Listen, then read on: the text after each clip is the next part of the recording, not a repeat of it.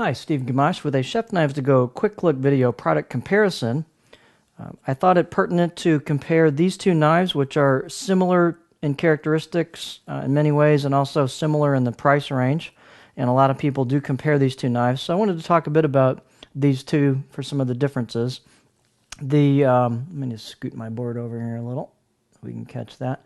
I don't have the full sheets here, but this will give us a rough comparison. So let's take a look at the Takamura R2 210 Gyuto versus the Kohetsu HAP40 210 Gyuto. I'm not going to talk about steels. That's a separate subject. Suffice to say, they're both great steels. The main differences are the weight and the handling, and the geometry is pretty similar on these.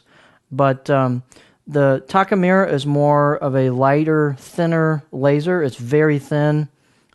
At the knife, it's like 1.5 millimeters roughly at the heel here. It's very thin. It's a little more flexible blade than the Kohetsu. The Kohetsu is a knife with more beef to it. It's not thick by any means, but it is thicker than the Takamura, and it's not as flexible. It's definitely stiffer. It's a little bit heavier knife. The Takamura has a more slender handle with more rounded features on it. So it's got a lighter, more nimble, laser-like feel to it. And the Kohetsu has a little bit bigger, beefier handle. The bolster is a little nicer coming in. You got a continuous piece of metal here versus more of a kind of a pinned bolster on this one, but it's really no big deal in practice. The fit and finish on both of these is very, very good.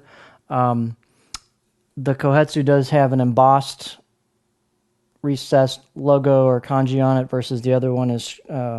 it's got embossed as well. I shouldn't say that. I was thinking of another knife. But they both have embossed logos on them. The Kohetsu is semi-stainless core, the HAP40, and then a stainless cladding over the top of that, so it is a clad knife as well.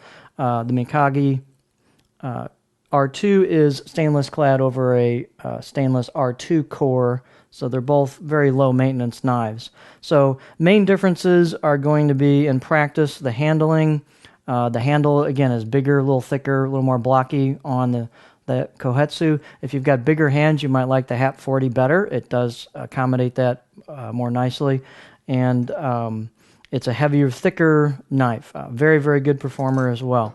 The Takamura definitely is just laser class, lighter, more nimble, thinner handle, just a little more flex to it. So a little more, I'm not going to say delicate, but just a little more nimble, lighter feel to it. And I'd say the Takamura probably goes through food slightly better than the Kohetsu, but not by a whole lot. So I would more base it on the characteristics of the knife as far as the heft and the handle more than anything else. This is a good time to also compare. A more slender handle and bolster will give you more room. These knives are very similar on height. They're very, very close on height. And the Kohetsu has a wider ferrule, and that, in effect, that neck being wider gives you a little bit less room for your fingers here. So in effect, this knife being the same height feels a little bit taller in practice because your fingers are more up towards the spine, versus this one with the bigger handle, your fingers are a little farther down the blade.